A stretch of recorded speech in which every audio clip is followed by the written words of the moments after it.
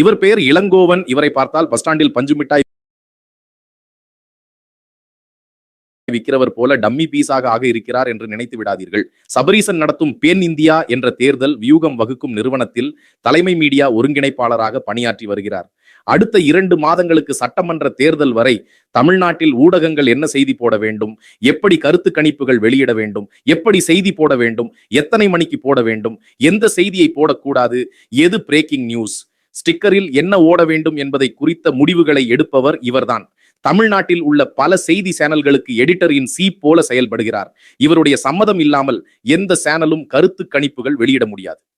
திமுக தோற்கும் வகையில் ஏதாவது ஒரு செய்தி சேனல் திமுகக்கு சங்கடம் ஏற்படும் வகையில் செய்தி வெளியிட்டால் முதலில் இளங்கோவன் பேசுவார். அவர் சொன்னதை சேனல் கேட்கவில்லை என்றால் தமிழக அரசின் செய்தி விளம்பரத்துறை அதிகாரி பேசுவார். அதற்கு பிறகும் கேட்கவில்லை என்றால் நேராக முதல்வர் அலுவலகத்தில் இருந்து போன் வரும்.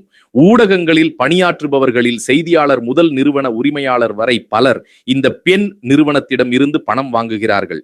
தொலைக்காட்சி ஊடகங்களையும் அவற்றுடன் இணைந்த யூடியூப் சேனல்களையும் கட்டுக்குள் வைத்திருக்க மாதந்தோறும் சுமார் 2 கோடி ரூபாய் செலவு செய்கிறார்கள்.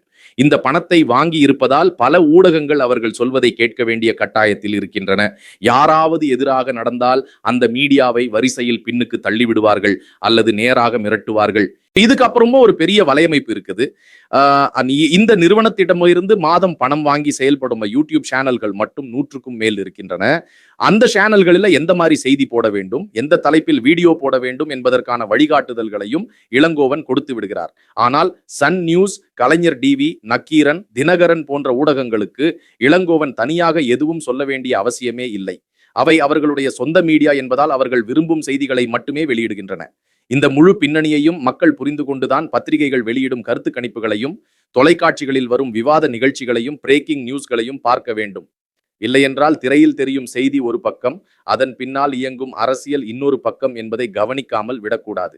சவுக்கு சங்கர், ஓய்வு பெற்ற மூத்த பத்திரிகையாளர்,